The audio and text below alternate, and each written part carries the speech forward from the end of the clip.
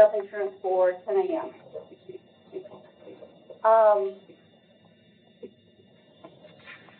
If I could, Mary, would you like to do the invocation? You did such a nice job last night. Dear Lord, I ask that you come together here with us and give us guidance in our meeting and our decision-making skills. I pray for those that have been here, are here tonight or today, and those that will be leaving today to get a safe passage. And I ask that you give us the wisdom that we inquire for you. For your Lord, we pray.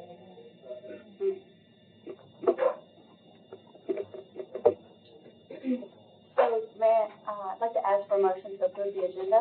So moved. All in favor? Aye. Passes. Recognition of the public. Don't see any. We now have before us the election of the chairman, and we'll have a nomination. I nominate Commissioner Bullitt, if she can keep the meetings under an hour and a half. That's my nomination. Very good. Second?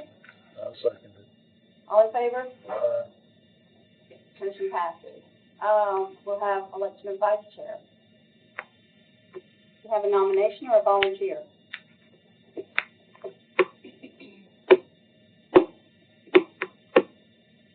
I nominate Bob Brown to be chair and co-chairman.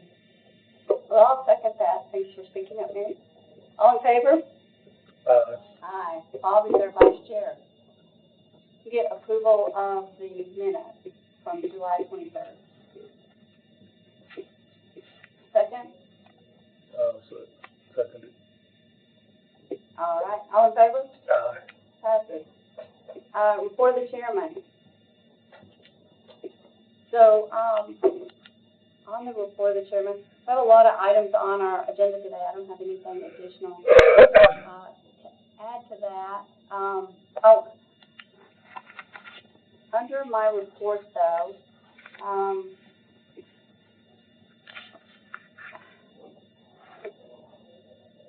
I would like to add, because I didn't add it to the agenda and it was left off the agenda, the report from our consultant. So we could just keep that under mine. That's okay with everyone? So that I'm just going to ask them to report under mine. Okay. You want to add one-to-one also? Yeah, one-to-one also. Do you want me to go? Yes, thank you. Fantastic. All right, so, let's see. Here we go. This is our monthly report. Hopefully you are receiving it also electronically each month. Did I just give one of you that has a number written on it with a $33 amount? I may not. No, maybe not. I don't know what I did. Okay, it's fine. So It's here, 33.98. oh, there we go. Perfect. I just wanted to address that number. I was looking all over. There you go. Thank you. I just wrote it down because I can remember. I won't remember that off the top of my head. Yeah. There you go. And then perfect. And then one, two, and then you want to do a count the other one just on this one. So everything is running still in the black. We are only 2 months into this plan year. So in July, I always start us back at 0 because we go like a plan year because we, the county is paying themselves a stop loss fund. So that number that I had written down is $33.98 per employee per month is what is being set aside. I get Blue Cross to run as a stop loss quote. And so it was a bit of an increase, which I expected because you did have some large claimants last year. This year we have started off with one that has kind of, it seems kind of intense. It's an ongoing, this is new from last year, diagnosis. It will cost some money. We may end up having to dip into stop loss. This is not though like an issue baby where immediately it's $1 million. This is going to be just ongoing treatment, possibly surgery. And that actually, I don't have the details on it, but that might have been what peaked it this past month. For that person. So we have one person on the report. And our PEPM, we're still, I mean, we're definitely below your high year from 21-22. But again, 2 months in is not a great average when you're looking at an entire year. So I don't know, and I did move over also also, since I haven't seen you all since the July report started, we move over those, the stop loss funds we're adding to. So 1079 was what you had at the end of last year, and then we've added, so now we're at 1.1 in the stop loss fund, using that new figure as of July 1. Any questions on this piece? Sure. Clarification, so we dip into the stop loss when it goes over 500,000 per patient. Correct. Thank you. Yes. This employee female, what is going on? It's an oncology It's situation. oncology, okay. Any other questions about the monthly report? Okay, and so I will talk about one other thing really quickly that will actually lead into one-to-one. So we have some questions about mental health coverage for the plan and what's covered. So on your plans, whether you're option 1 or 2, you have behavioral health coverage. It is covered the same as if you have strep throat. All right, so I pulled out from your plan covered services. That includes inpatient services, outpatient, and includes practitioner visits, going to a psychologist or a psychiatrist. It's all the same. Legally, it has to be covered that way now. That's why we did the NQTL analysis quite a while ago now. Those things have to be in check. Things you don't cover are marriage and family counseling if there's no diagnosis involved. That is typical of a plan. You don't have to cover it. That's typical. Things like sleep disorders, pain management, things like that, it might fall under some other coverage, but that's not considered a behavioral health coverage. So that is there. It pays into the deductible and out of pocket, depending on which option of the plan you're on, but there is coverage, there's access. Also, Blue Cross has some great flyers that they sent me. I have 2 copies of them just because I forgot I had made copies. But they have things that you all can send out to employees if you would like. They're really nice flyers that talk about, if you need mental health support, here's a number to call. They'll help you find a practitioner. They will help try to get you in. And then also we have behavioral health coverage through one-to-one, which they can talk about that much more. Do you have any questions about the medical health coverage of mental health? Okay. All right. Yes, you can. Just remind you that we didn't approve the minutes on the meeting. We did. Yeah, I didn't hear it. Oh, you didn't vote, but. I didn't hear it. We said it, you didn't object. 1-to-1. Okay.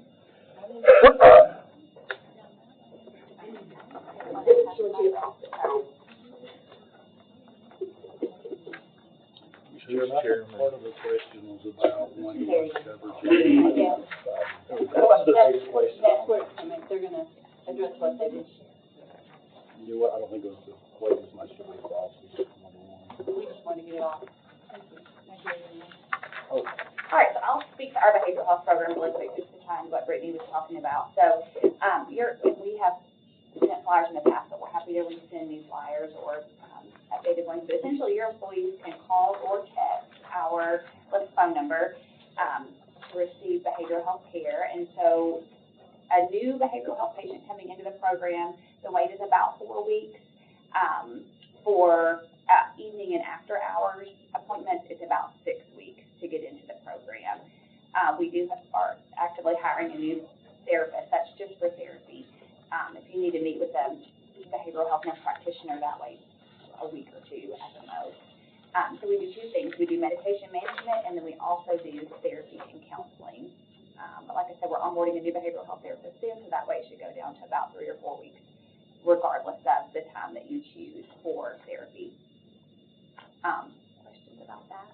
What is the name of the company? One-to-one health? This is it, right here? Uh-huh. Okay. Yes. And where are you out of?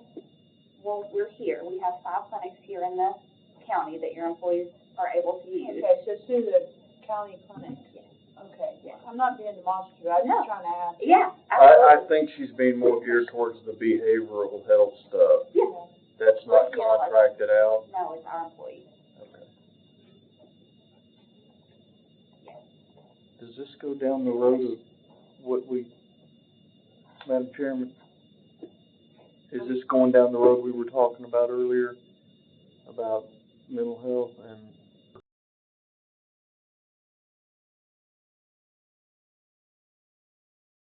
I can't remember, I'm sorry. it was like Craddock and, Yeah, we'll see. okay. Like the questions, there's the clinics and Yeah, what, the question is what the clinics offer. the amount of weight, Um, I think is part of it.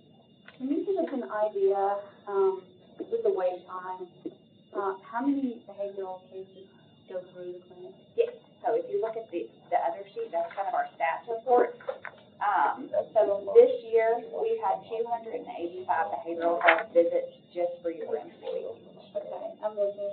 That top little section where it says clinic site usage, if you look at the third line down, it says Sumner Behavioral Health, Okay, you'll see 285 visits, and it's kind of broken out by month, the number of visits.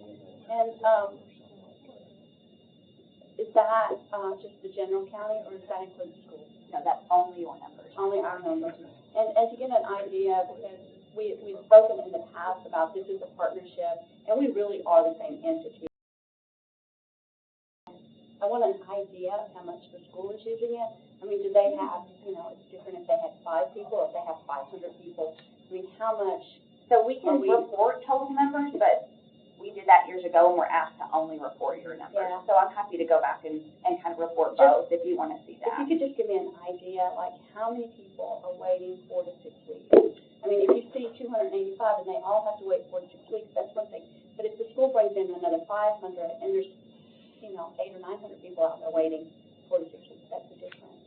So that's why I'm just wondering, because it is a partner.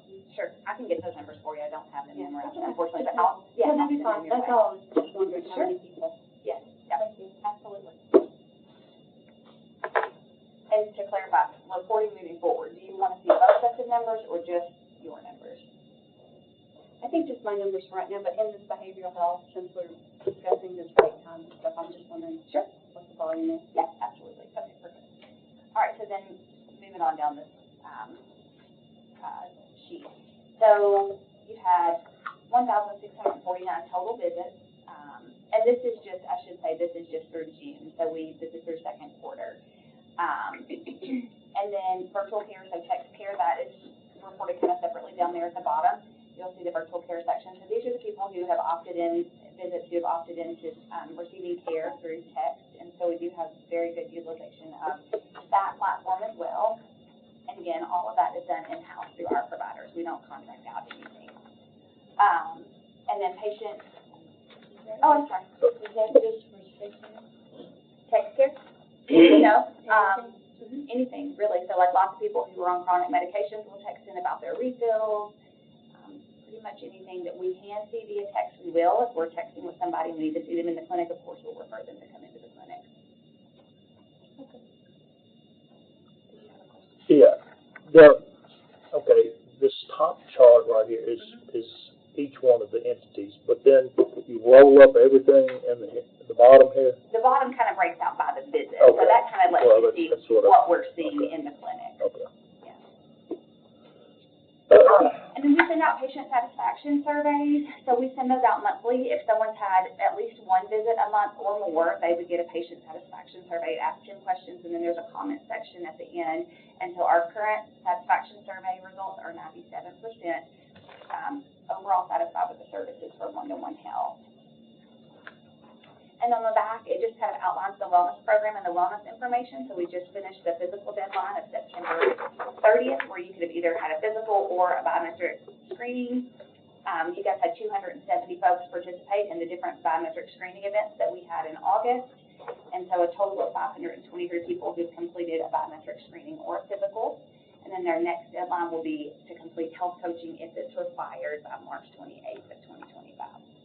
This is just for 2 months.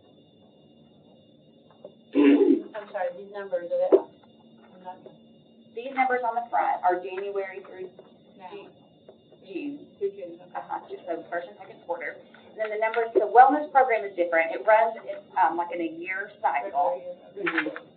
Well, yeah, so it's, yeah. So what's the non-compliant, so when you have 186 people, which is about half the people are non-compliant, That was for last year's program, and so those are people who maybe completed their physical or biometric screening, but they did not complete the necessary health coaching to be able to be compliant with their wellness. So there's payment on. What is the reward or for the employees that you did file training and stuff? Or is there a difference in premium? Yes. No. Not premium. Difference in coverage. So they're gonna pay the same and get less coverage, or? They pay the same and get less coverage. They have a higher deductible, higher co-pays, and then if you're a smoker, you also pay a nicotine surcharge. And you're also considered because there's a much higher cost for smokers on average. And ACA allows up to 50% penalty for both on nicotine, whereas regular, other things is 30. We also have a payment if your spouse offers health insurance and they take this, we also charge a penalty on that one too. Is that all forms of tobacco? It's supposed to be all forms. Vaping, dipping, smoking. It's nicotine usually, so, yeah. I said smoking, but it's cannabis. Yeah, they only check for tobacco, so yeah, that's. And so, I was looking for, I got a number earlier. So, the number that I got was 689 active people on our benefits. And then the biometrics, we got 523. And that's employees and spouses. So Oh, the employees spouse is and required to participate also. And so, employees and spouses, we had, just so y'all know the numbers I got, for employees and spouses on our benefits, and Amy could tell you this better, I just have to take them. That's just the ones that completed, some don't do it. Yeah, so I'm just wondering, it's quite a few. We have 1,685 active users of our benefit package. And she's saying that we got 523 that went through and did their biometrics. But don't count the dependents, because dependents 18 and below, they do not Yeah, part of age, right? Yeah, that's and you don't want to do that on this. Yeah, I see, so that's 500 of them. So that makes it a lot closer. Well, you got to think if somebody's going to check positive for nicotine, they're more than likely not going to do anything else because they're already going to be non-compliant. So they just don't. A lot of them don't do it. That is typically higher, right, nicotine? Yeah. That makes sense. We still have a bunch scheduled, so we have till the end of the month. Okay, thank you. Sorry, I just wanted to get the number.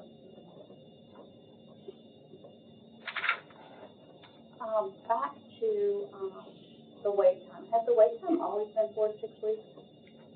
It's always been 3 to 4 weeks for therapy. 3 to 4? Yes. Which is half of what you'll find in the marketplace. I see. So if they call, they get on a wait list. That's right. And then as we have cancellations, which we do from time to time, we start that wait list and call to try to get people into those cancellations. Do they, is this an in-person, or what It would can it be look like? both, so it's whatever the patient prefers. So we have a dedicated space for in-person visits at Ellis or virtual. Most often people prefer virtual, but we do have the ability to be in person. Excellent. And then you're looking to hire an additional one. A pertinent piece of information for the whole discussion may be in the past, things covered in the clinic has only been for the wellness or things that are cheaper to go through the clinic versus Blue Cross Blue Shield. Because one time, the county and the schools had a pharmacy, but they were losing money, several $100,000 a year.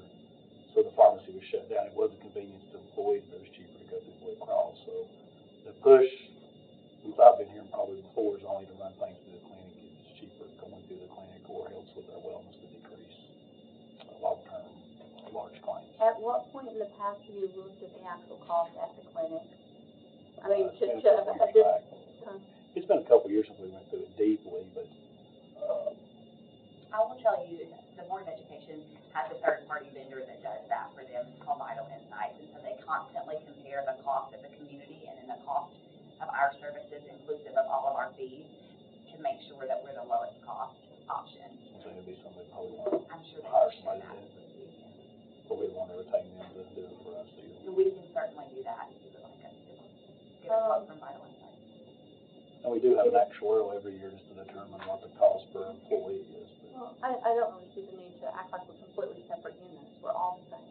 We can talk to them.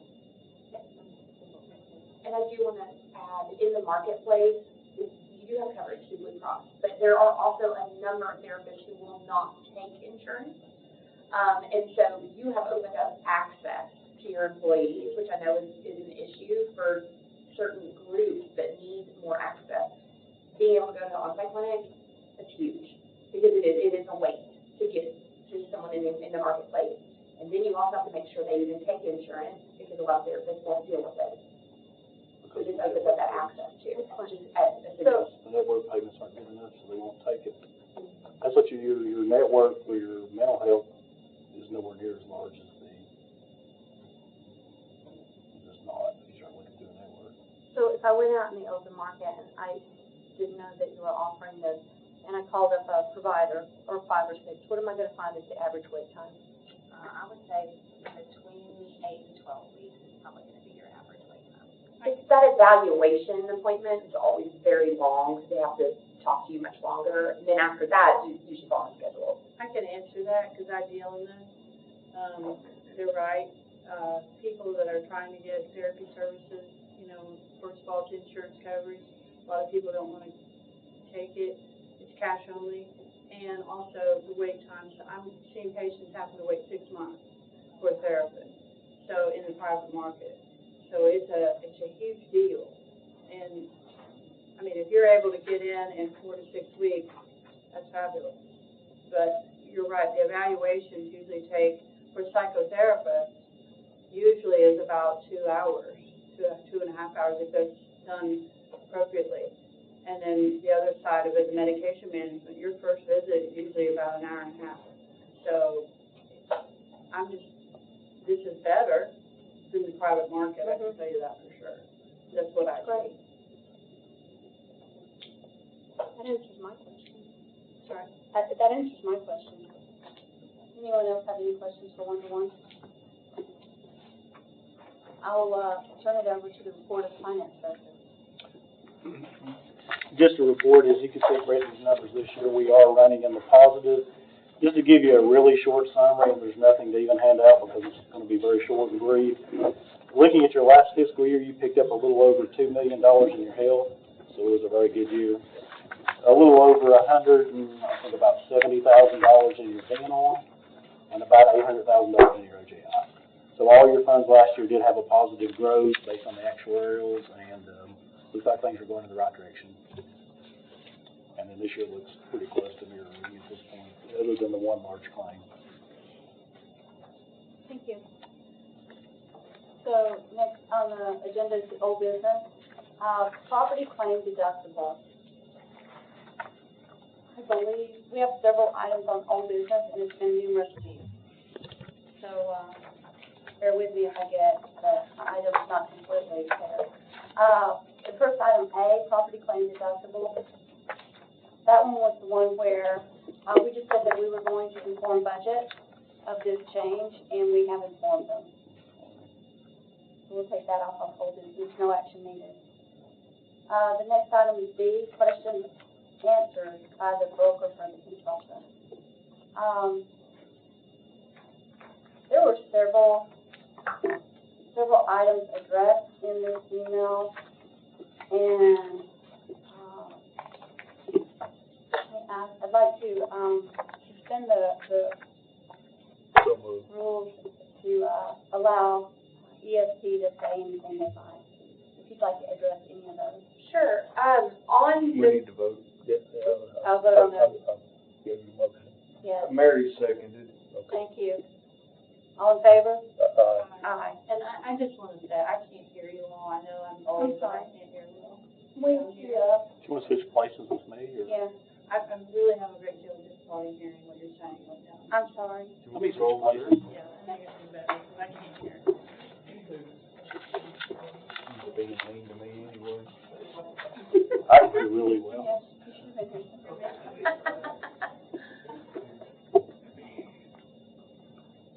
Thank you for doing that. Sorry, I was just talking to them.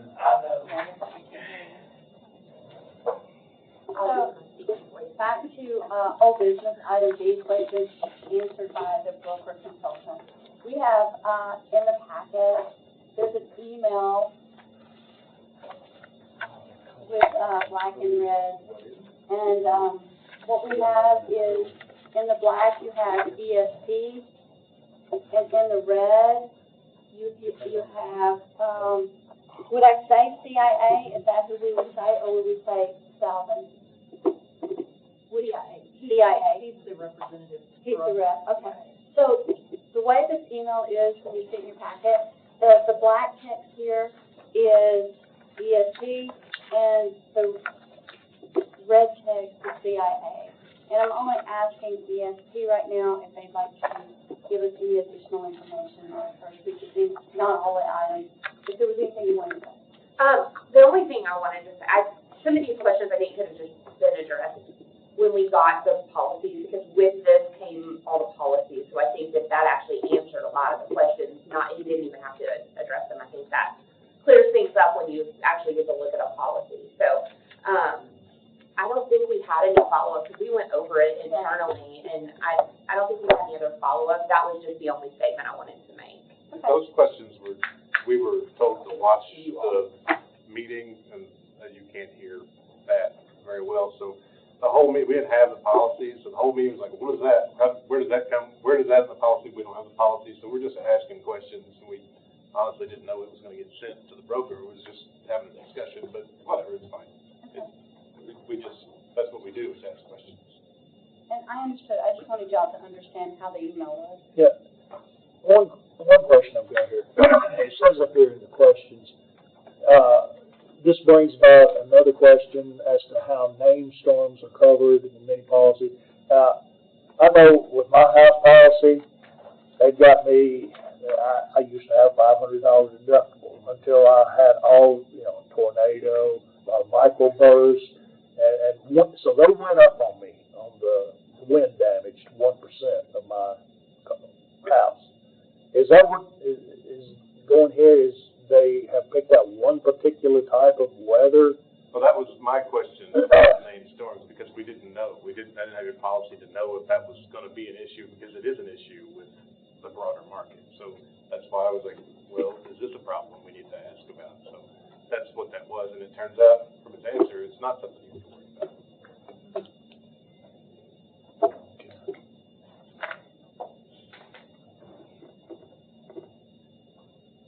Okay, so, no action needed, we'll move on. If there's no questions on item B. Item C, volunteer fire department. That item in our discussion was, because we own various things. You need to come back in the station. Oh, I'm sorry. We'll come back out into Into session, order. into order.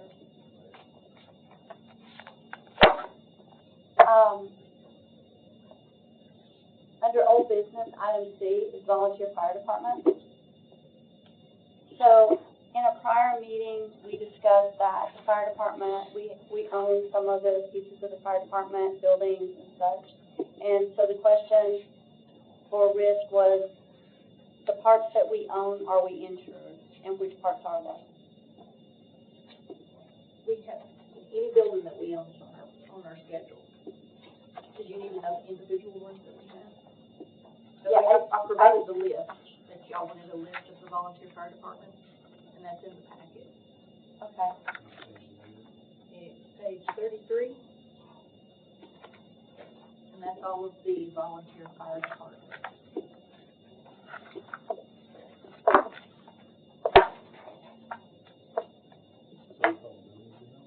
No, these are all the volunteer fire departments.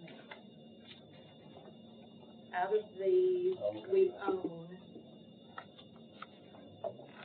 Oak Grove, Shackett Island,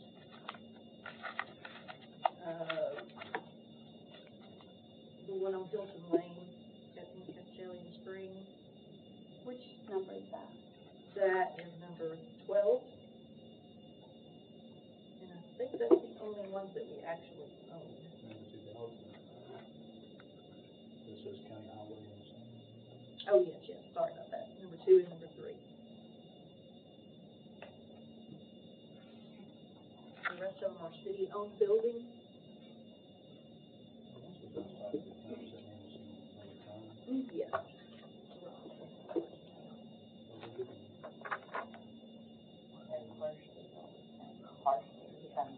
So we're waiting on both of those.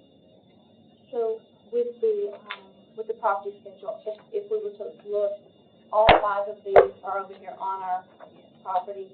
Do we also, and without me, I don't want to reconcile the list right now, do we have contents to these? Do we enter the contents? Or are there any contents? Not for the fire department, we don't. Any city property, or county property that would be in there would be insured by us. Or the buildings are insured by us, but the volunteer fire department equipment, they insure that themselves. So I'm thinking like at Oak Grove, and I don't know who owns the stuff in there. At Oak Grove, we have our EMS in there. We have beds and couches and stuff. If EMS is in there, we have contents in that. So we would put the contents on the schedule under, like, we would group it under airport EMS. EMS, all of their stations are listed on there individually, and in those stations where city owns the building, we only have listed content values on the property schedule. And so then at Oak Grove, if I look it up, it would only have contents for those. Yes, because the city owns that. Did you say that number 12 is, did you say that was our building? I think that's an EMS station, and I think we only have contents, I'm sorry, we only have contents in there. But, are we relatively sure that that is not our county building? Catch stations, right?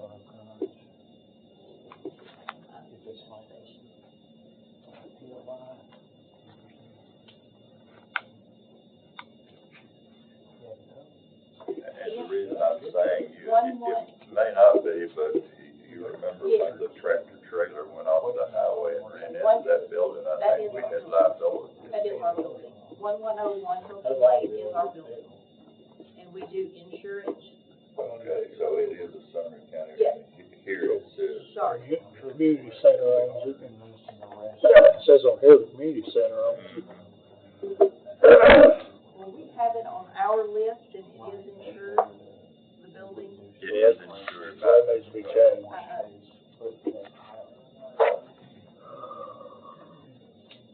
We'll have to check on that one. So if we could, just leave this on old business and give us all the time to reconcile. I think everybody wants to look between the 2 lists on the actual fire department and back to the insurance list. So if we could have like we can discuss it last time, we can each reconcile it ourselves, or Kim, if you could reconcile and assure us, that would be good, instead of spending time going back and forth, if that's okay. So, just another question. I mean, we see a variety of owners here. Board of Education, I guess that was a former school building or something like that. And then there's known where the Resource Authority owns another building, Oak Grove. And then the Westmoreland Civil Defense Trustees. Then it looks like a private individual owns one. The last one, White House number 2.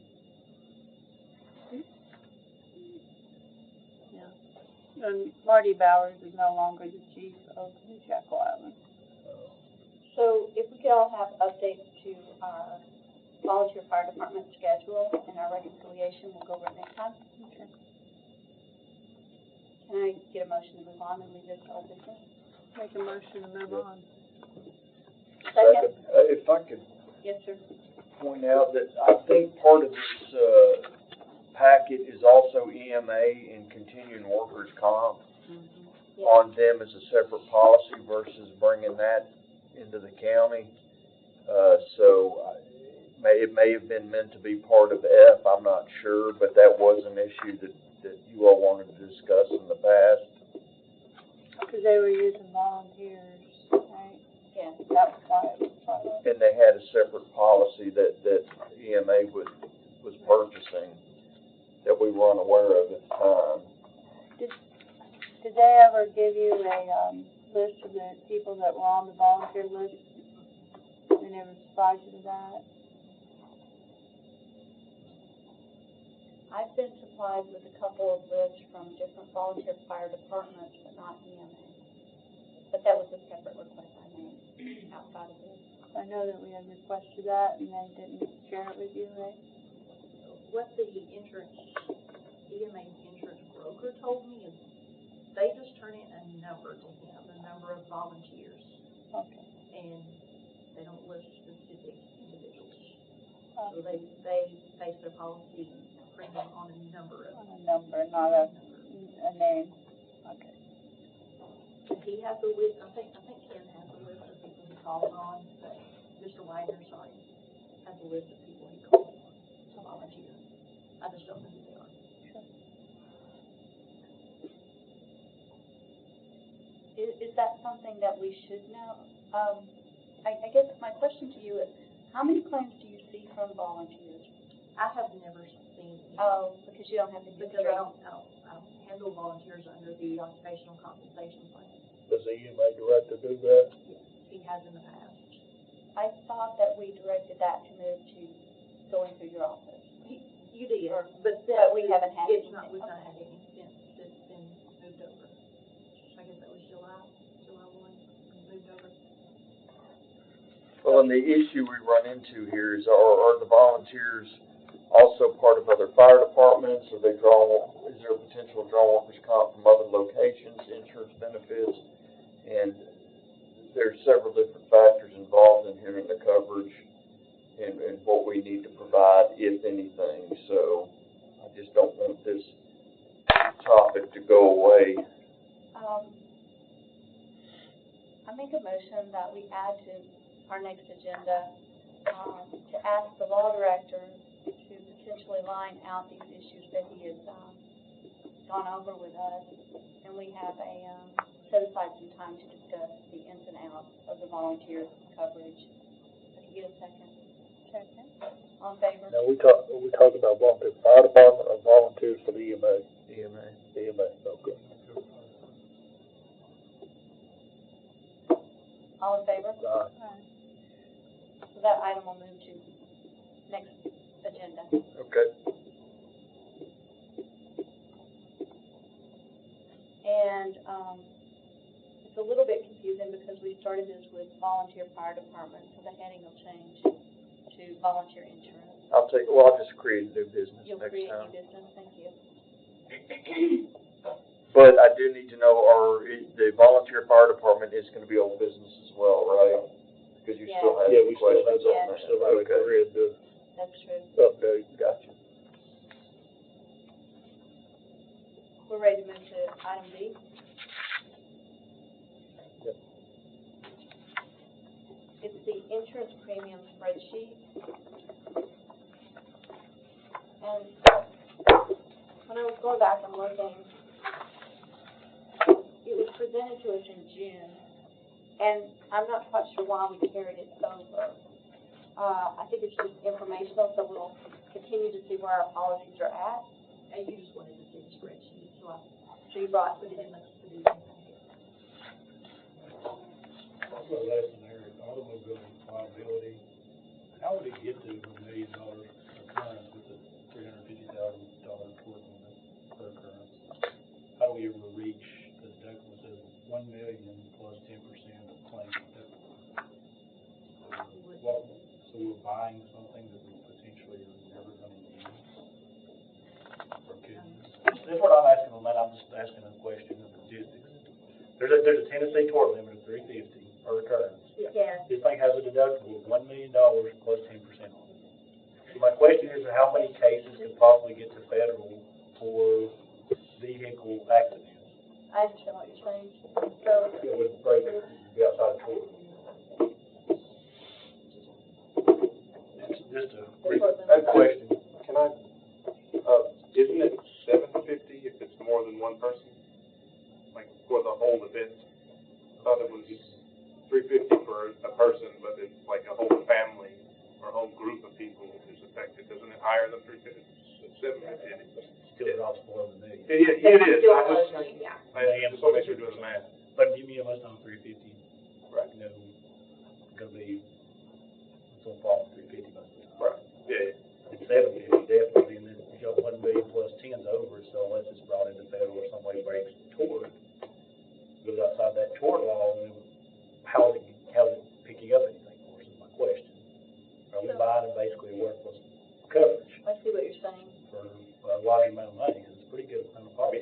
had to ask to give that family more money when their transformer exploded under the sidewalk. They had to, like, ask the state legislature to allow them to give that family more money. Does everybody understand the topic? That we're insuring over The tort limit, the tort limit? but the tort limit, if it goes into federal, doesn't stand, but the question is how many vehicles and accidents and how does it get over into federal? And if it is it an unallowed coverage, we can look at that, because a lot of times things like liability doesn't cover for things like harassment and certain things that we break the limit anyway, so even under our general liability, several of the things are probably carved out and go into federal. I would dare say, without looking at it closely, that's generally the case.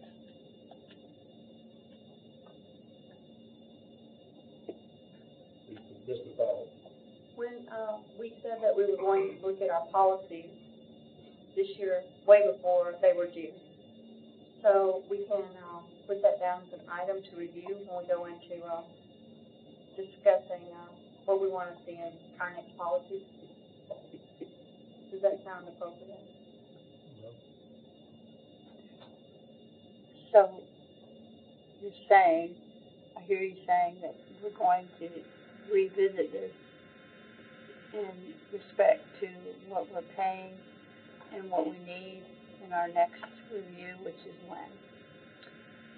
In March, we went with your motion that, in June, when the policies were due in July and we only had like a 2 turnaround, and you made the motion and we all agreed to move it back 3 months, and that was March.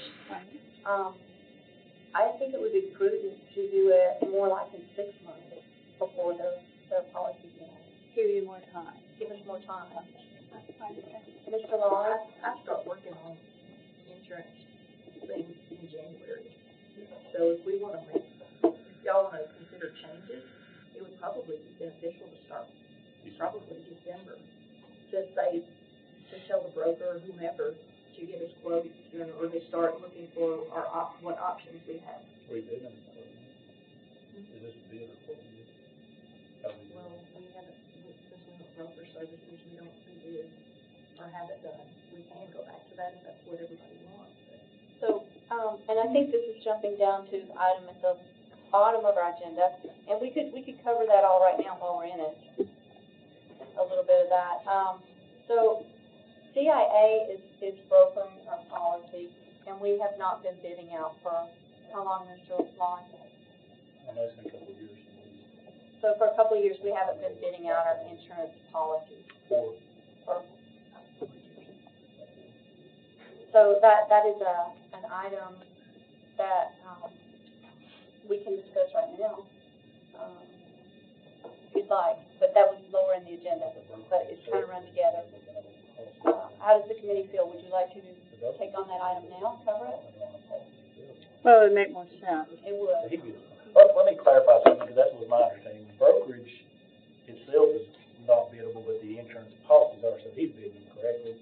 Did he send that a copy of it? Yes, he sends us copies of the bid option when we get a packet. We probably need to look how he's bidding them. So they do the bid opening and then present us with the options. Yeah, we probably need to look at that. So, I did an analysis of our cost of consultants over the last 8-9 years. So here's a analysis of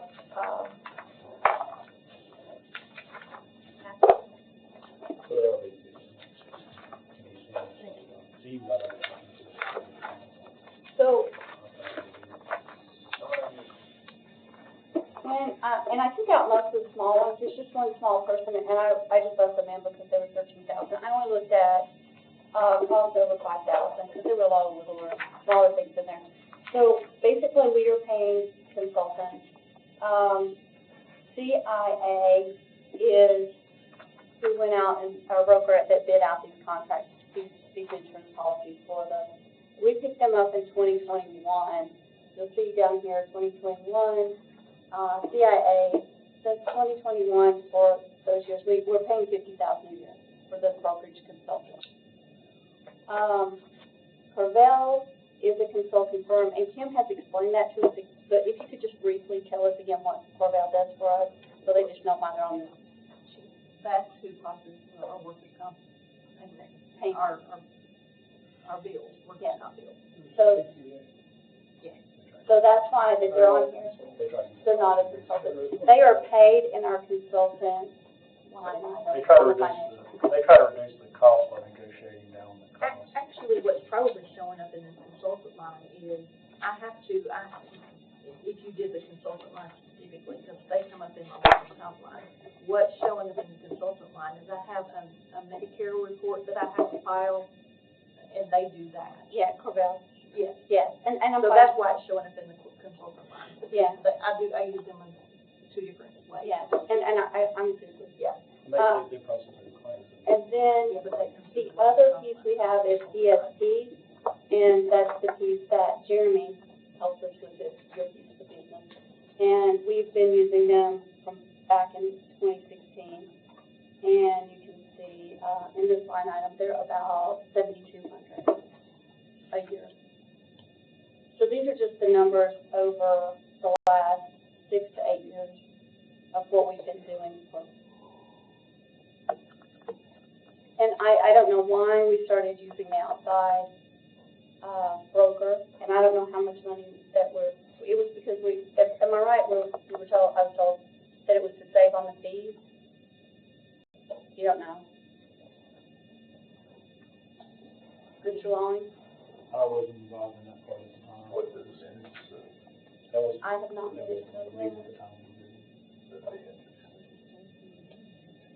So what our committee has before us is looking at how we want to proceed with reviewing these insurance policies.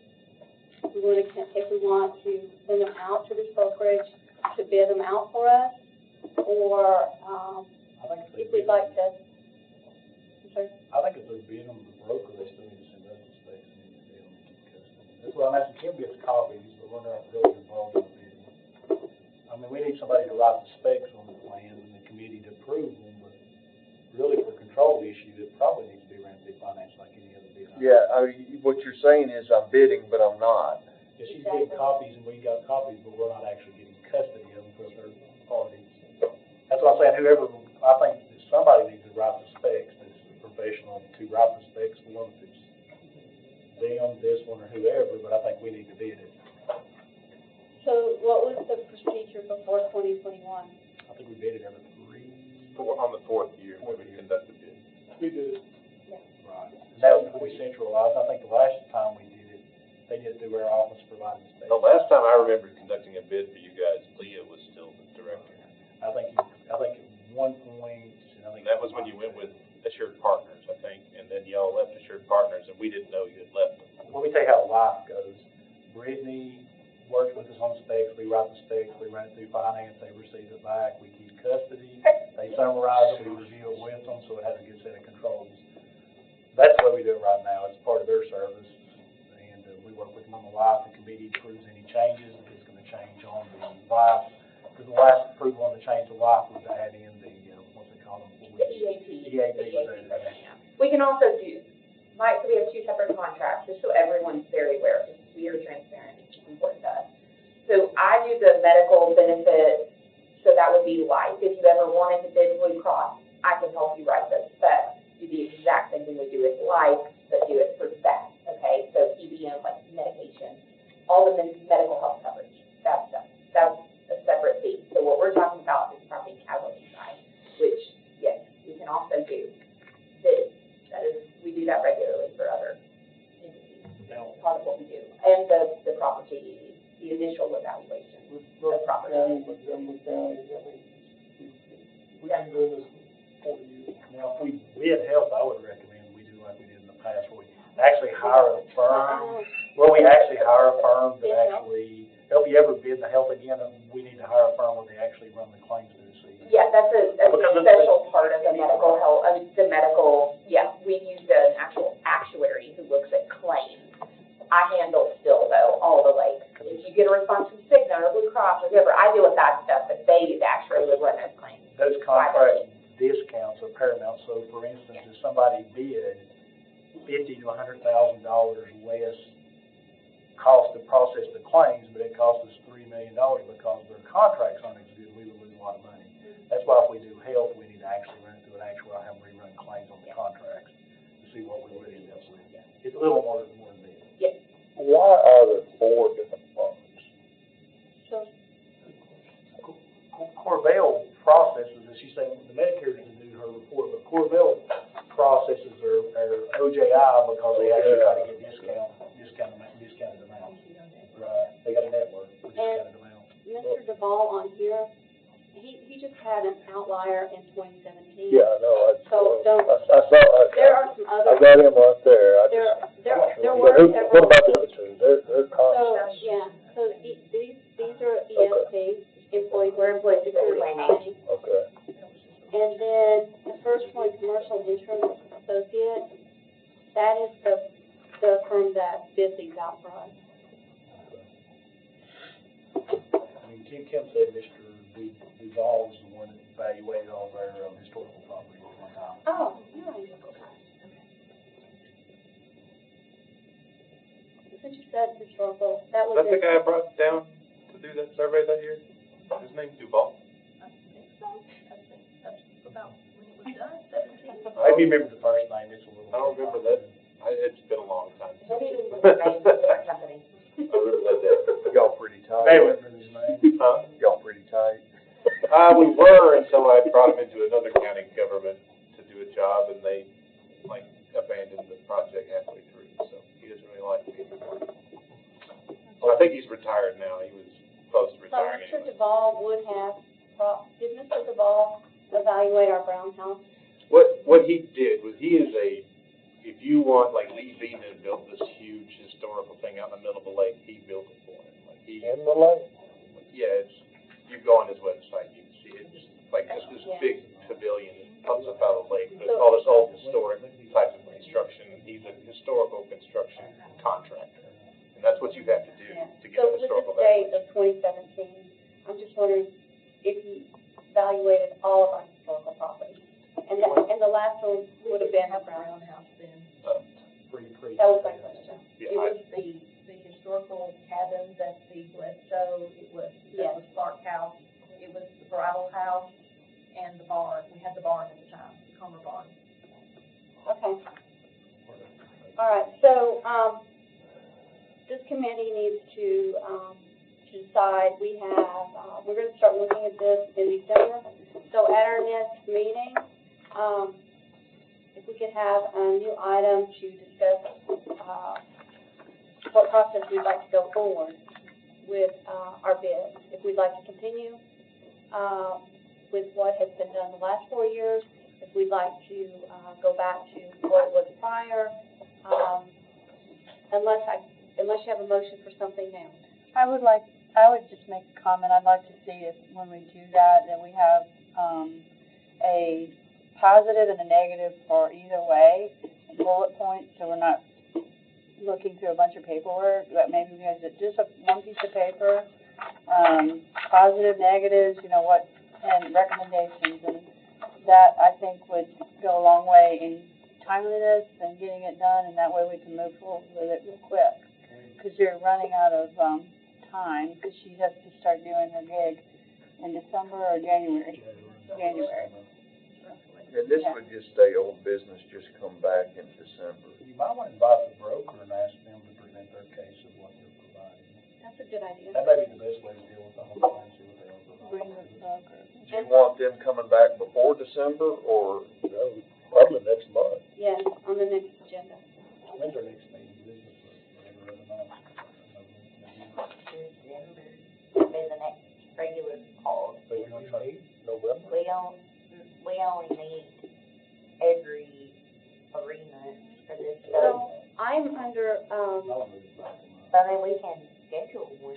yes, I'd like to schedule one. I am under the gun to finish these meetings in an hour and a half, and I need to get these old items off of here. In So October, if we could meet in October and knock some of this off, I could meet y'all my wanna try to retirement. schedule, see when you wanna meet right now, like try to set a date.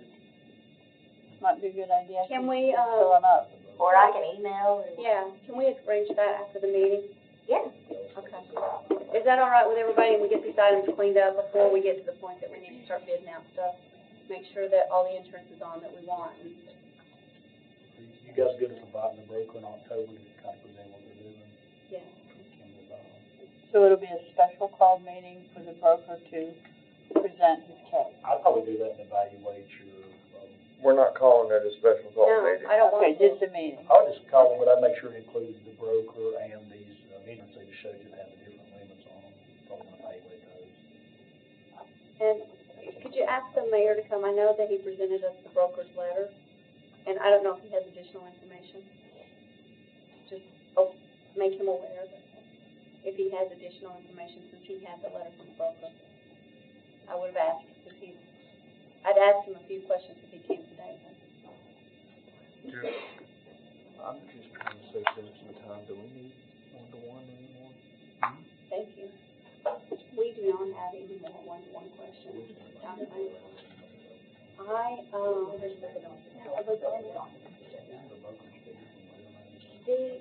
don't understand what user button is. USA, well, it's the light office. Or you doesn't have anything to do with that. You don't have That's anything to do with it. David is one that brought that, and for the Blue Cross one, so Yeah. probably. Yeah, thank you. Thank you. So, if I could ask, for motion to, suspend the rules just for, Mr. Sugar. Motion to suspend. Do I just get on you? All in favor? Aye. If you're going to listen to us and brokers comparing, there's one very important thing that hasn't been mentioned today. And I assume we'll have an opportunity to present as well in that meeting. But between now and then, I want to make sure there's not some wrong ideas that are thought. ESP, we've worked with y'all for decades, but we are a very unique organization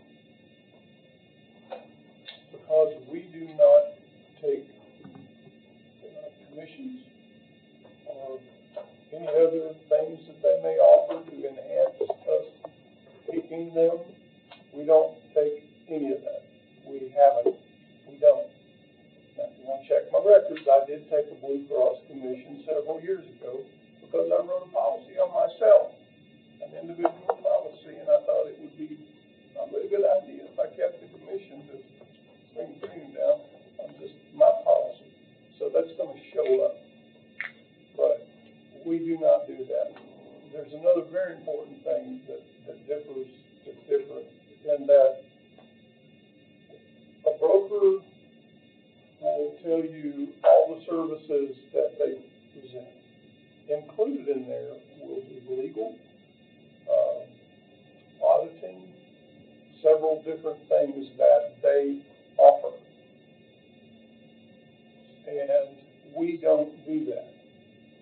We charge you for what we know we are going to be asked to do through history. We know what it takes, we know how long it takes, and that's what our fee is based on. So when you look at the difference on your benefit fee of $7,000 something, whatever, I don't know what our. $7,200. Yeah, $7,200 and $50,000. That's, you got to think about that. But included now in their fee are if you need an attorney, if you need auditing, if you need those kinds of things, they say that is included in the fee, whether you use it or not. Okay? With us, we've done this many times working with David. If you don't need an auditor, if you need an insurance attorney, you need something. We know some people out there that we can recommend. We recommend them to you. You work directly with them. They send you a bill. They get paid. We don't get a check in the mail. We get no overrides, nothing under the table. We have no connection with these people. We would just recommend that these folks have worked for, say, Montgomery County, or they've done this and have done a good job. So you don't get charged for those fees every year, whether you use them or not. Commissioner Boyd, can I clarify one thing? For what instance, when we bid with Brittany, she writes the specs, we work with her and we bid it. But when we receive back the bids from the life insurance, the ones that bid on those life insurances are brokers and they do get brokerage fees. Those folks do, so you are looking kind of at apples to oranges a little bit, because if we work with Brittany bidding it and they get back bids, most of the bids they get back will probably be from brokers, I would dare say. We'll have a fee in there in some form or a commission, so the same 50 may be buried back in the insurance versus the other. But my point is, right now, is if we are doing the bids, no matter which way we do it, the best set of controls is we work with the broker or with our consultants to get whichever direction it goes, and we run them through the finance department instead of not being seen. It's more transparent. Thank you, Dave. Historically, brokers do not like us. I'll just tell you that up front, because, and we've done this with some clients, you don't always need a broker, because we have placed our clients directly with an insurance company, and we help with the questions that may come up, but basically you wind up talking to the insurance company anyway, or the claims department. You're already working with them, not the broker. And so there are insurance companies out there who will write direct. And we've had them come back to us and say, well, there's this commission, and we don't want that. Well, you're a licensed agent in Tennessee. Yes, because we want to be able to say, we know everything they know. That's the only reason we've got those licenses. But we do not take those. That is the difference. And the broker in total would just assume we go away. That's actually also not the only difference. Let me also state that we do replacement cost values, which are those reports that Jeremy and Kim work together and do. And so I think that's actually later on in the agenda here. But when reconciling what is on the report from the broker, it is how much higher? That's the property report, right? Yeah, so this list you gave out, is that what you're currently insured at? It's $35 million higher than what I reported to you. Right. And so what our replacement cost value? What we reported to you was for the current policy year, though. So I'm just wondering where all that change happened. That's later in the agenda. I just wanted to bring that up because we do replacement cost. Mm-hmm. No, I asked you what the total was. Yeah. So we do replacement cost value, which is part of the fee that we do as well. We don't do annual revisits, that would be a contract sum, because again, we only charge you $1. But this is, we redo reports every year, which are based on actual fees that are current. So that's also something else we do that we really don't get from brokers. They like to use realtor fees. So anyway, we'll talk about that later, but that is another thing we do that brokers don't do. So, okay. Thank you. We can talk about that later. And we'll call this a back into session. Mr. Long, I'd like to ask you, regarding your question about the broker fees, can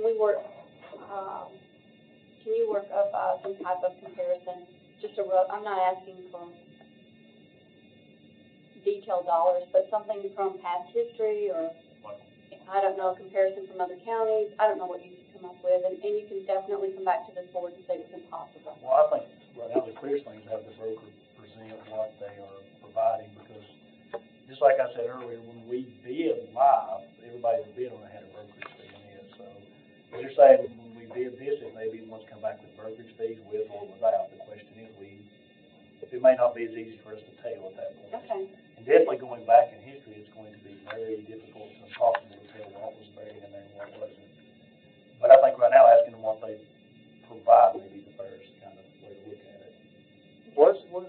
Excuse me, but wasn't one of the goals here to see where we were duplicative in our payments? That's, I thought, was Coverage, in our, what we were paying for services. Yeah, paying for services. That's, to me, that was the underlying goal of what this was tendered. when we talked about it last time? Okay. Is that not what we? But I think that's what Bob's alluding to. And Mary's comparison that she's wanting is what services are offered in comparison. I think it's what Bob was alluding to, that they provide certain services, brokers may provide different services because they provide legal services or other things that are outside there. But the question is it something you want? I think the easiest thing to have the broker come down and tell what they provide, and ESP and Bob's gonna be here so they can tell us what overlaps should go to. Does that make sense, Ms. Commissioner? Yes. We can see if it's duplicated or unnecessary. And that'll be in October, and give us plenty of time to get, our questions wrapped up before December and January. Was there a reason that the commercial insurance associates was brought on? I mean, back in 2021? I'm planning on going back to read the minutes. I don't have the answer. And I'm saying at the time it was run by Ms. Bennett and she also, we were not really sure. I'm not sure what the reason was. Because, like I say, the duplicate of services seems to be between ESP and CIA. It's just what is provided in benefits. You know, they do it direct, you do it by referral and that kind of thing, so. But to his point, we're paying for it whether we get it or not, and. I mean, we're not using what they have as far as. Right. You find out what you need to be using. We may, some research in the Brown House. So we'll pick up on this item at the next meeting. I'm ready to, move on to the next item unless someone has a comment. We'll pick this item up at the next meeting. I've got it coming back 2 times, next meeting and in December. It is gonna come up next time in that we can discuss the comparison and the broker will be here. Mm-hmm. And we are going to make a decision in December Yes. on what we're going to do. Yes. So I'm saying that it will be on our next agenda. Yes. And, we'll invite the broker. We'll have a comparison sheet completed. And the mayor. And please, the mayor is, a member, the mayor is supposed to be here, I don't know. But please tell him we'll be discussing this if he'd like to attend. Okay. And then we'll just move forward. We're hoping that we can get this resolved in October, but if not, we've got a couple months before December. Okay. Okay. Item E, K-9 coverage. I believe I read in that email that it's not a significant item. Well, it's covered under our excess policy and not the property policy. They don't consider that property. So any incident would come under the excess liability, which would have to meet the $1 million deductible before anything would be covered. So we're self-insured basically. Okay. Because it's considered personal property? I guess, yeah. Okay. And here we're talking about the animal, not, Yes. injuries to people, just if the animal gets. Says he, oh, Okay. All right, if so, dog is probably at the wrong time. I don't think there's any action, needed there. We answered the question. Correct. K-9. Next item F, loss run for EMA. We discussed that last time. We had some sheets and we were hoping to get more detail, but I'm not sure. We don't have any more detail. Well, I mean, those are the injuries that were reported in a 10-month span for their volunteers, any volunteers that were injured in 10 years, within 10 years. There was 4, I believe. I don't have details of those injuries other than what cost is listed on there. I think only one of them was a significant injury though. Is there, I don't recall, did we say, I know that Kim's gonna have the history from this going forward and everything. Did we say anything about asking, EMA for the history file? Mr. Vaughn, do you have anything from internal controls or anything from finance? Well, we would have that, we would have the bills and the coverage, we would get claims from them. Is there any value in the historical or no? They were filed to the workers' comp. Yeah, it was. Okay, So they're through EMA. So they're in, It's not through us. It's filed through their individual policy. Y'all would have a business deal and coverage limits, so we wouldn't have claims history. I think F is a lead into H, Claims as history. to whether we want to bring it in-house or keep it a third party insurer. I think that's what we had talked about. so, The question is, do you want to insure a bunch of volunteers? Yeah, I mean, that's up to y'all. so with the volunteers, at EMA, I thought earlier that we needed you to come back and tell us all of the different components of the EMA, such as if they were volunteers at, another agency.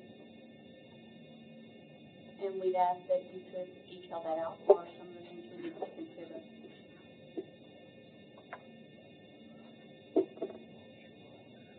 Did we not discuss that? I'm not completely following what you're asking there. So with the EMA insurance, we have 3 policies with them. So we need more, I feel like we need more information on what we're looking at. I mean, it's essential that we take care of our volunteers. Are we doing it in the best method possible is the question at this table, I feel.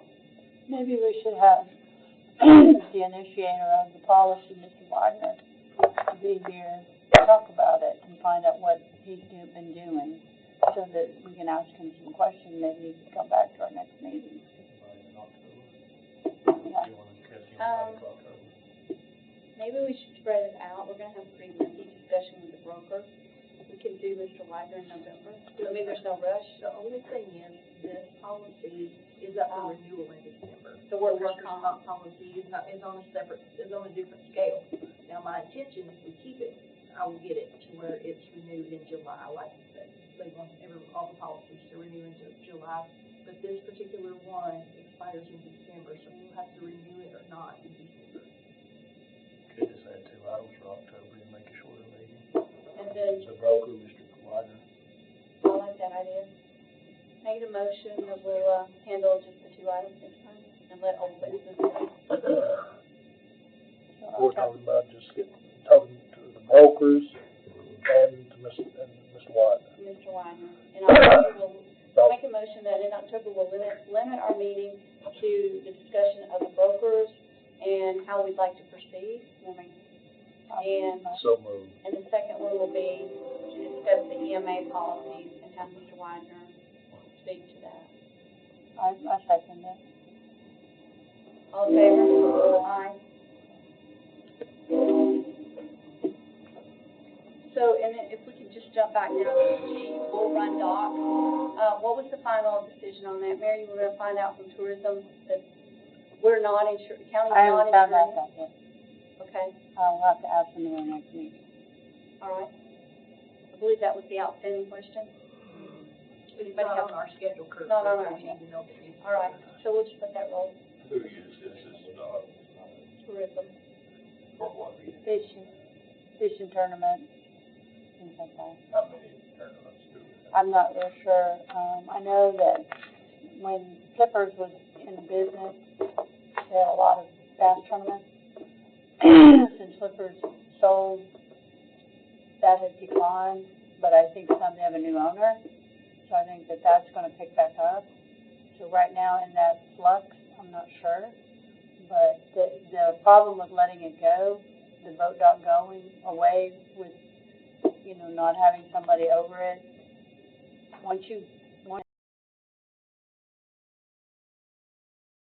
and so we don't wanna give it up if we're gonna use it in the future. So I'm gonna have to talk to tourism, because it's kinda like this, tourism, the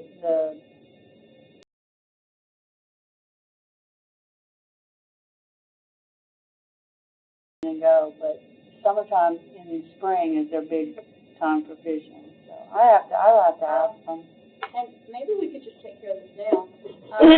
I'd like to make a motion for, Commissioner Janung to inform tourism that we are not insuring Bull Run dock, and if they need to, or whatever they need to, they should take care of it. I will take care of that next time. Can I get a second to our motion? Second. On favor? Aye. So that item is now off of our agenda.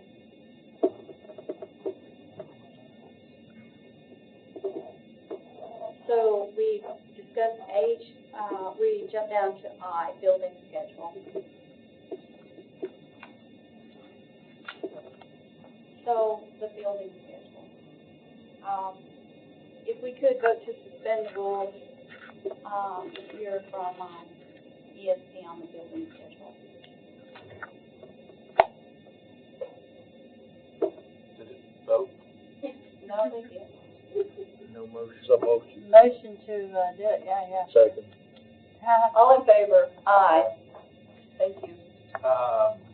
So what we do when we say this building, we would show up, we measure this building, we note how it's built, when it was built, if it's built on a hill or on a plain, all that kind of stuff.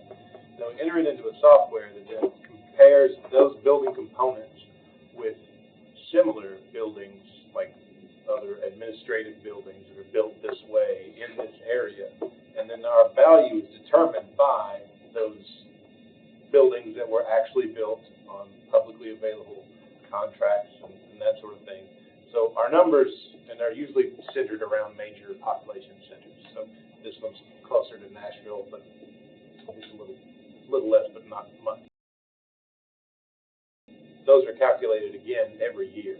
So we'll go back to a building, say you had a wing on this building, we would come back to this building and remeasure the whole thing and then recalculate with the new replacement cost. So that is where we come up with the values that we report to you. And what we report, I'm just talking building values, I'm not talking contents. Contents, you have to maintain your contents values. There's nobody that's going to do that for you. If you're not doing it yourself, you're not keeping up with it. It's not going to happen. But we do your buildings.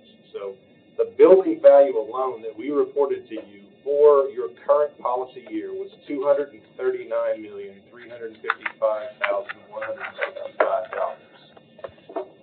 The building value on this report that you are currently insured under says $274,301,794, which is a difference of just under $35 million that I didn't tell you to use. I just want to know where that number came from. And if I don't know, I can't have a discussion about something I don't understand. So I don't know where that 274 number came from. Did they give you reports to show, or did they just give you a... They just write a spreadsheet that that's what they're. So no individual building reports to show you why they're changing it. So yeah, and it's not like they're all different from the schedule that we have on file. And I'm not accusing, I don't know what's going on here, and this is a lot of money, so I have to ask. This is what you pay me to do. So do you send CIA? Yep. You send to them the list that ESP provides, and then they come back with a spreadsheet. I mean, yes. I'm saying they're using their formula to the same one that you use. But they don't come out and individually look at our properties unless, we do packages. Right. I mean, I know that there was a difference between the courthouse, which is just an anomaly all on its own, and so I just put $100 million on it and it would be fine, because I couldn't calculate a number that high, because no one had built a building like that in this area that expensively. And so it's going to take a while for your contract to work its way into the system of everybody else. You raised the price.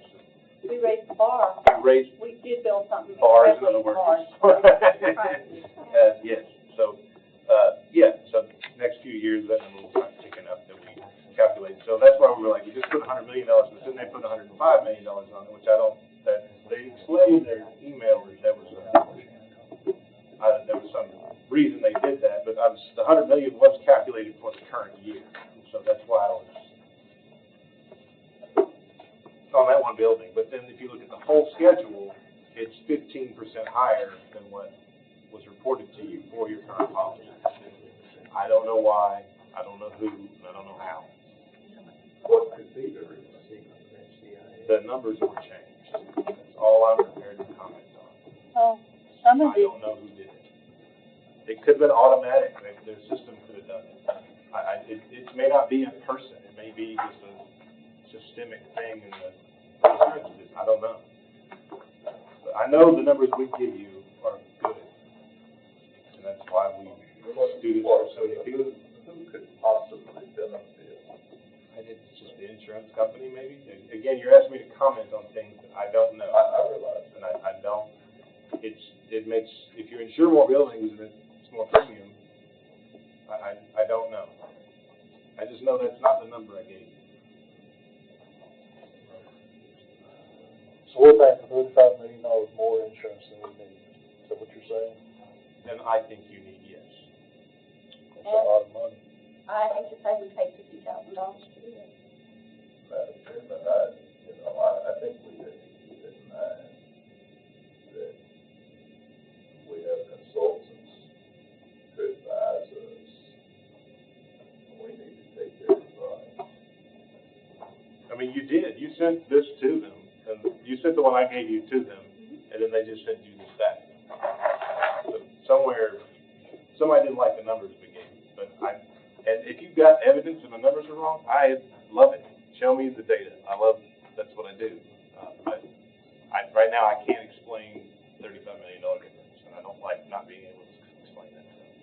Well, the good news is, in October, the broker will be here at the same time, and they can help us understand this question. If you could, ask them I would to, invite them, I don't know who they've seen, so I'll Okay. call them. Part of that be with the courthouse is in flux, and we were all trying to determine the value, because they don't think that maybe.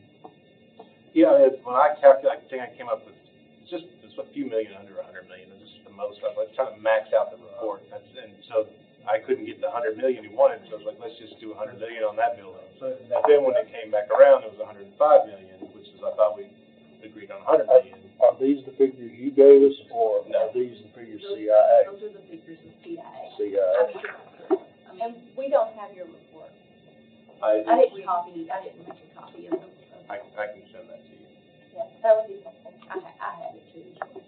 I can send you access to a folder that's got all the individual property reports that shows how much the roof costs on that building, and how much the walls cost on that building, and how much the HVAC costs on this one. So I'll make a motion that, risk management email and ask for reconciliation from the broker. If I could get a second on that, real quick. Before we do that, I have a question. So when I'm looking through here while you all were chatting, these addresses, 1051 Old Highway 109, there are 1, 2, 3, 4, 5, 6, 7, 8, 9, 10, 11, 12, 13 buildings, and they're all different costs. And the first one is $1,800,000, and then it goes down different.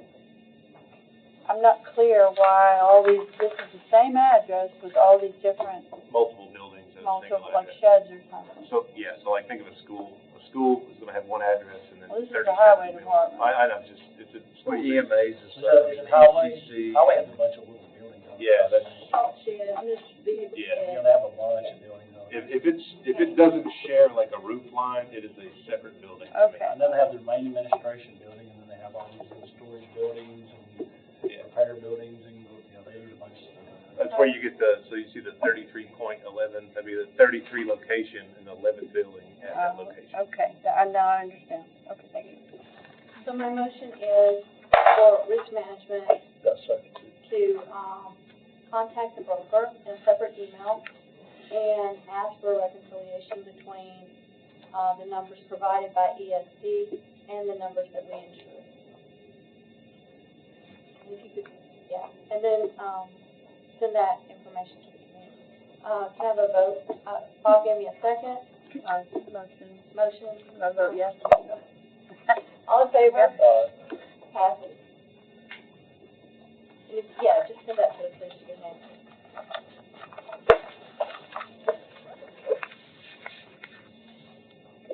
Were there any further questions on the schedule? I'm sure we'll have more next time. Anyone else? I'm sorry, do you have any questions? All right, we'll move on to J. The OJI plan for the sheriff's office. Mr. Lawyer, would you like to take that? Well, this is gonna be me and,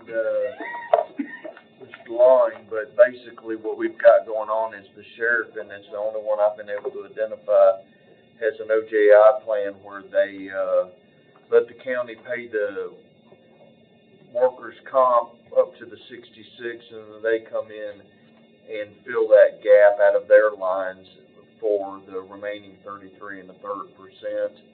So my biggest problem is, as a policy for county employees, that's not consistent with everybody else.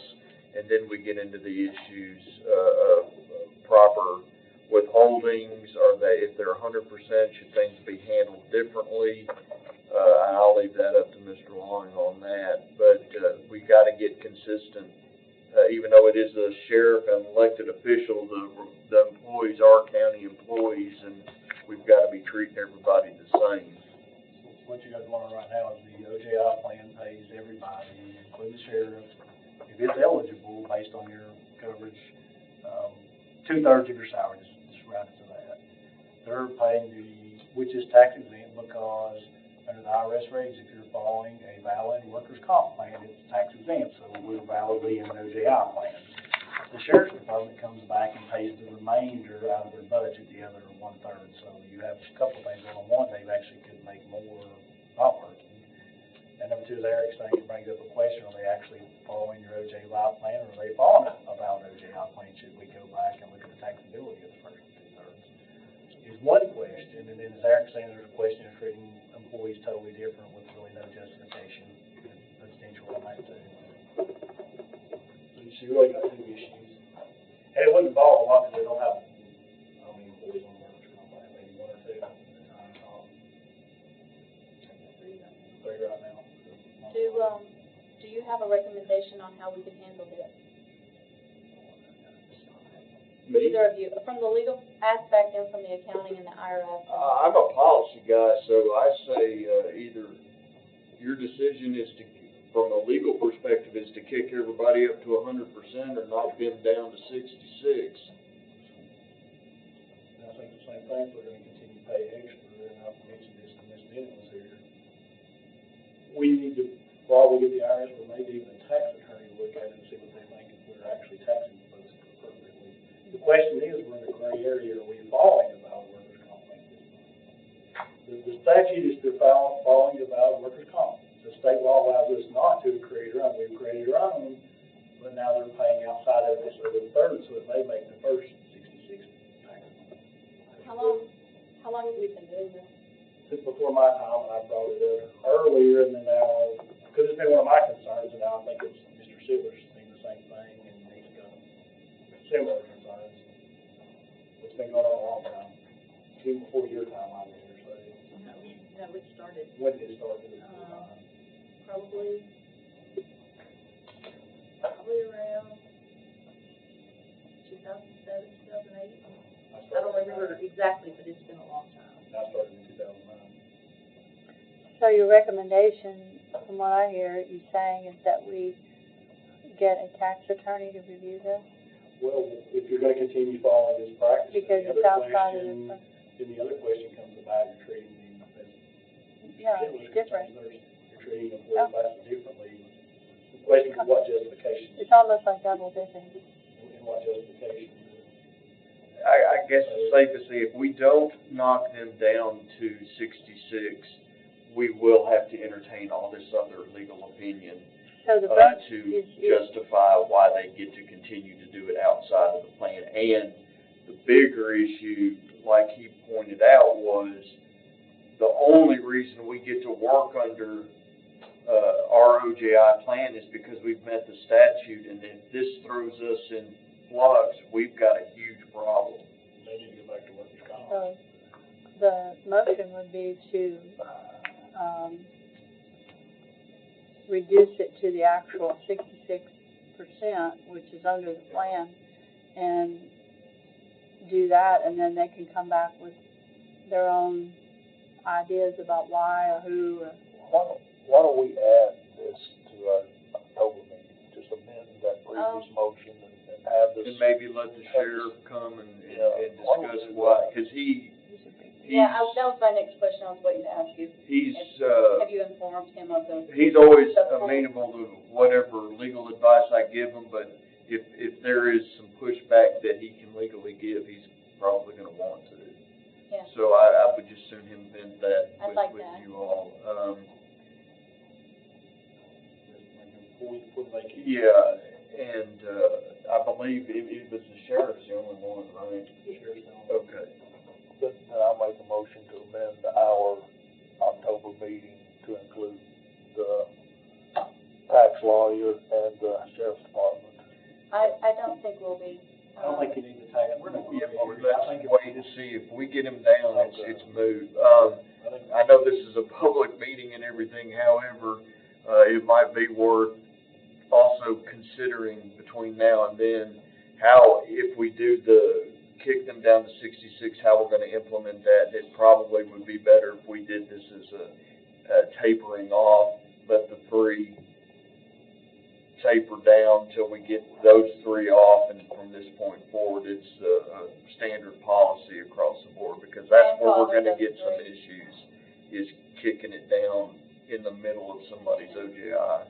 And don't take me saying 100% that we've got an issue on that, because you gotta think we're taxing on the last note, but the question comes about, if you have a written plan, and somebody's getting something additional, are they really having a plan? It's kind of a gray area, and I don't know if we continue with that, and we're going there.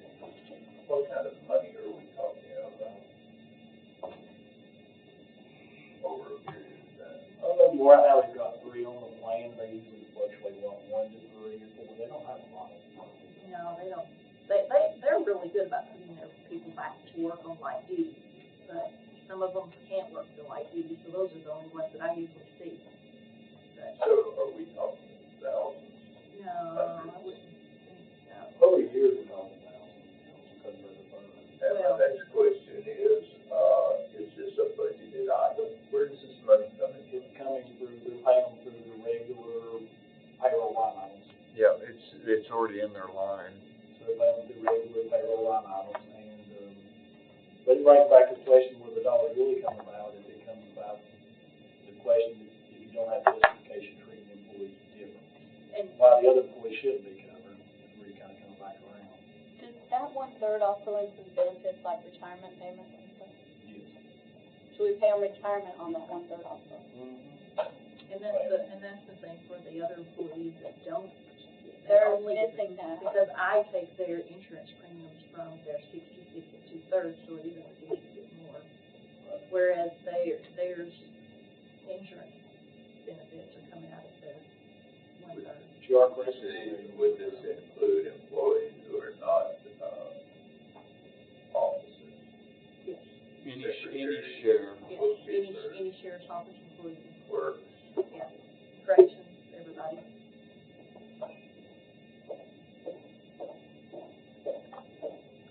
So, did we complete that motion? Bob made a motion, I'll second it. Well, we need to amend it then. Yes, you did, yes. Just bring in the sheriff's department, and we will discuss that in the October meeting. I'll second. That's what I got down. All in favor? Aye.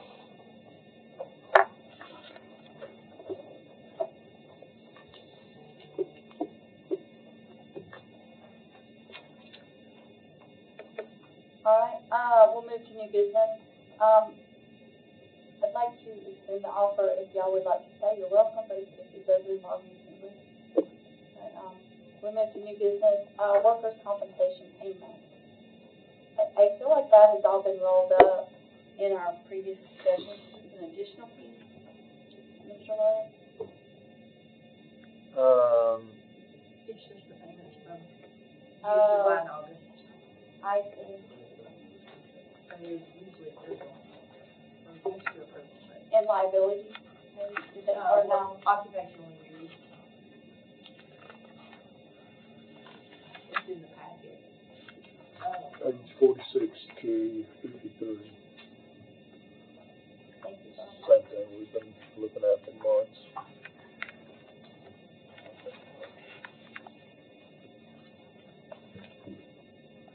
I can't remember, we've been treating this as an info only, or does this need a vote? We've been treating it as info, I think, Okay. if that's okay. I mean, legally, is that okay? I don't know that it requires a vote, because it's already being paid, right? The docket. Yeah.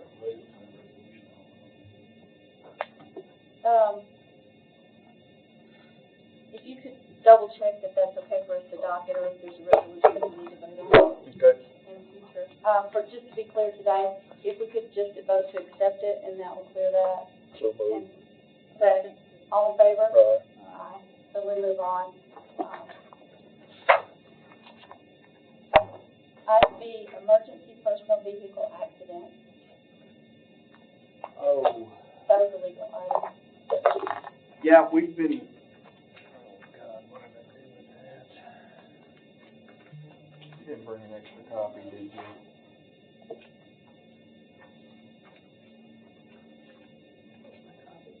We've had a string of, accidents, and I'm not sure, it was, EMA and the sheriff's department, it was vehicle accidents. And I do know that in the very distant past, there was a resolution involving, what the departments would do as far as accidents and, training that needed to be involved, or just something so that it's being addressed, that if it's the fault of the driver, that something's happening within the county to stay on top of it. And these just came out of the blue, and I was just bringing it to this committee to see if anything you all want to go down that road as far as entertaining researching this, what was done in the past, and if you all want to get in the middle of trying to breathe some life back into it, or if you just wanted to leave it alone. I have something, but I'll wait. So I went back and I have started researching the foundation of how our insurance board was created back in 1989.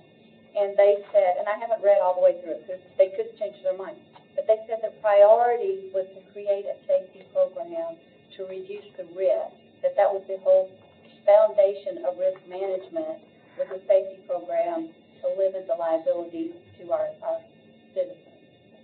So this actually is something that, looking at risk management, I would assume that they would have been tracking risky accidents and trying to put some guardrails around. But we haven't looked at it as this board in the last, since we've been seated. I would make a motion, that we ask the departments, including EMS. Did you mean EMA or EMS? I apologize, I did mean EMS. That's what I thought, because I have been in a situation several times, and I was around when we asked them to do a certain practice that they haven't done. I've been at intersections where the light has been in favor of me, and an ambulance would come through the intersection and not blow their air horn as they were coming through the intersection. So, and I had wondered about that because when the judge's relative was killed out on Gallatin Road, we instituted that years ago. I would make a motion that we ask the departments to provide us what they plan to do for training of people involved in accidents and when that would take place. And they could have some parameters around that, but I just ask for each department to submit to us so we can review it. Not that that's what will be acceptable, but that we could review what they plan to do in case of safety issues or accidents within the department. I make that a motion. Second. Yes, and just, that's what brought it to my attention was, I see these quite frequently when Kim will come up to me and we'll decide whether we're going to approve something. And it was stuff like an ambulance at Chick-fil-A backing into something, and it was things like that. That's what caught my eye was, is anybody doing any remedial follow-up to try to prevent this or make somebody accountable? So We need to hear it from each department. We have a motion, we have a second and a vote. All in favor? Yes. And if I could, ask, I should have put it on the, motion, but if you could just send us that out as soon as you get it. We may have to, send what else? when you get back, the, department policy recommendation. Or if you could report back next time on when we might see those, a timetable. Okay. All right, new business item C, I think we've covered that. We're going to cover that in the next meeting even more. The comparison of CSP versus CIA. Item D, county official bond. Mr. Long, I just send that to you. Actually, it came up for me, but it does involve Mr. Long. The question was, first one, we've got to approve the bond for, Sheriff Craddock. I thought that was on last night's agenda. Right, so that happened, but the question that came up out of that was, are we in a position to where we want to, or can we, start taking these required bonds in-house versus getting them, can we self-insure our bonds, basically? And I don't know the answer to that. Did we ever come to a conclusion? So, Okay. I know we discussed, self-insuring our bonds, but is it possible that there is an umbrella out there that we could put them all under one umbrella and get a better deal?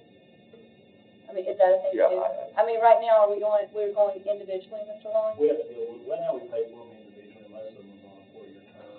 The only one that's a substantial size is the trustee, and it's based on the revenue of the county. Right.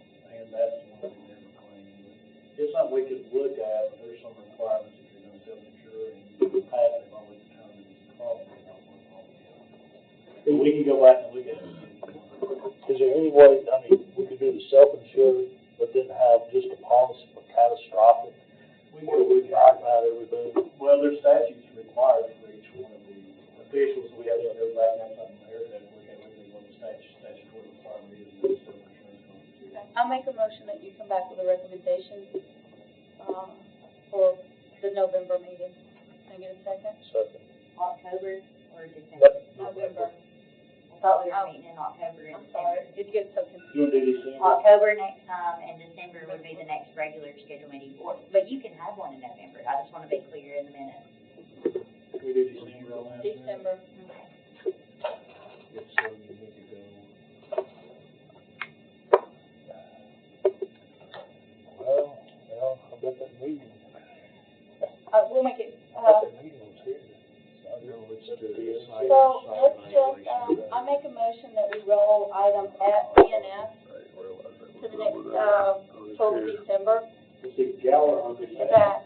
Is it urgent? Well, they're asking you to sign the broker agreement without you guys approve of it. See, one thing is there's a broker for vision and disabled projects. And we do use them some for section 125. They have attorneys on staff, or attorneys on staff use them for that. And, they will, if we want to, answer questions, but we never usually do that ourselves. They get a brokerage, it's not a fee we pay, but they get a percentage on the USA. And they came in-house, 4 or 5 years ago. We don't have to sign either. We have that option to deny signature on it. I just have to let them know. If we deny signature, what does that happen? She said nothing, since they're a voluntary broker, nothing happens. This is just their in-house keeping paperwork straight. And then if we also want legal to change anything, they're open to that. They just want us to redline it and send it to them. So they're pretty open to whatever, I just have to give them an answer. But we do have our, through USA, we do have our HSA, and we do have section 125 questions. We use them in Brittany a lot when we have questions. Because it's a little convoluted on your, section 125. It's kind of counterintuitive and a little convoluted. So I do have a question, because I looked over what they sent you. It does say group term life. It doesn't say voluntary. Are they taking in the policy that you assigned to Malone previously for bid? They need to change that. Okay, because I was like, whoa, I didn't know if they snuck that in there, so yes, that would need to be changed for sure. And just make sure that everything on their list is voluntary. These are additional products sold to your employees. And then F is probably like a 2-minute item, I can tell you what that's about. So if you want to pursue it. 2 minutes. You know, right now you have a wellness plan, and one of the things on your wellness plan is you charge more if you're a smoker and make you non-compliant. Looking at our life insurance, when you do your voluntary life, we've been using the blended, which probably less than 50% of your employers do that now, because what it does is it brings down all the smokers' premiums and brings up all the non-smokers. So right now, what we're really doing in reality is we're subsidizing for the smokers' life with the non-smokers right now. So the question is, do you want to change it? There'll be people unhappy and people happy about it. But the question is, you've got a wellness plan, which is discouraging smoking because of the cost, but through our practice, which just wasn't a cost, so I started looking at it, we're actually subsidizing it from people's premiums across premiums. And this is just voluntary. Every employee receives a life policy. That is not included. Up to 100, up to 100,000 based on their actual salaries, up to $100,000.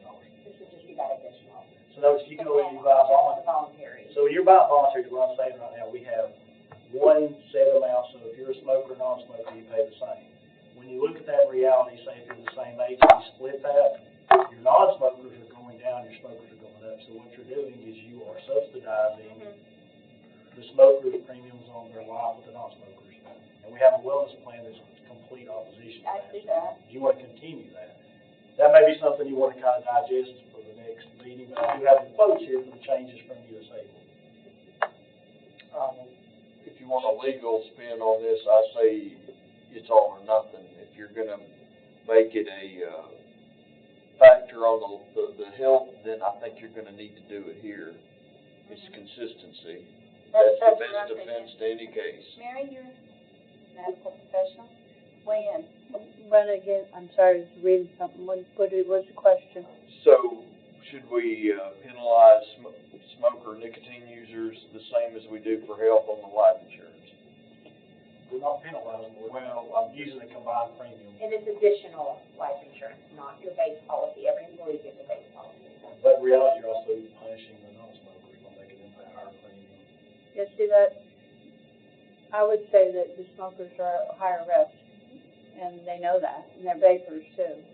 So, that shouldn't be held against the ones that are following compliance.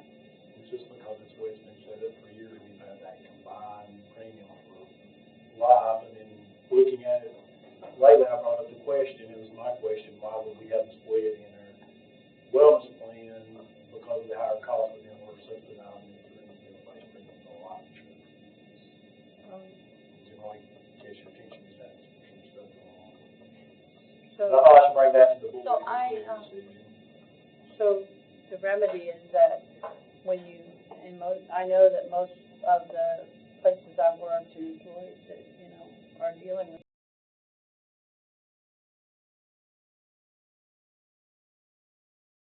Are you adding vaping in there too? That's an inhaler. I don't know how USA will use it.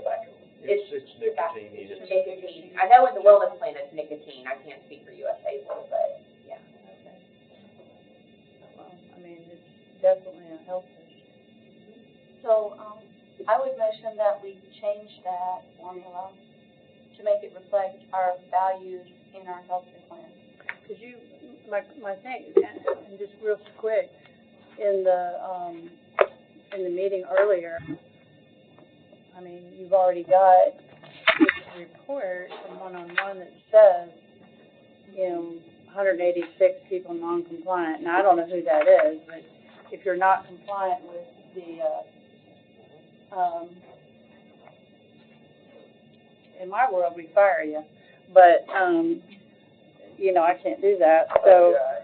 That's a question I have, is compliance with this voluntary health insurance, is it based on the one-to-one results? I wouldn't think that they talk. And here's the deal, and I do this is about education to your employees, though. When you lie to a life insurance company and they find out that you said you don't use tobacco, but you actually were using it, they have every right in the world to not pay to your family, which is absolutely terrible for your families expecting life insurance payout. But I'm pretty sure one-to-one and USA are not gonna talk. So that, you're saying These the are line is self-reports. questionnaire I have to based? say, Okay. I use or don't use. But they need to understand legal obligations, like what you're saying. When you say you don't use, based on the autopsy, I mean, and not pay out, and they're within their right to do so. Question from her, it's just gonna change the premiums kind of equal, it's not gonna have anybody that's a smoker taking off. Okay. It's just basically if you smoke, you're gonna charge a higher premium based on risk and money to the non-smokers versus subsidizing the smokers. So I made a difference in July when we, in May during open enrollment. They'll tell Split them it up how and much tell they're them that it's doing. split. And I made the motion that we change the formula to reflect our values in our healthcare policy. Can I get a second? Second. Vote. All in favor? Aye. And that Wait a second. brings us to the lawyer. Did you need anything from Gallagher? The Gallagher, right now, they need to rework it. Bob left. Do we have enough quorum here? Yes. Because Don's not here, we have a I think five-minute. the Gallagher, we just need to Eric's office and down. Okay. Let Paul's group look at it, make sure friends are alive and all this stuff. All right. Anyone else? We're at the end of the agenda. I motion to adjourn. Second, we're adjourned.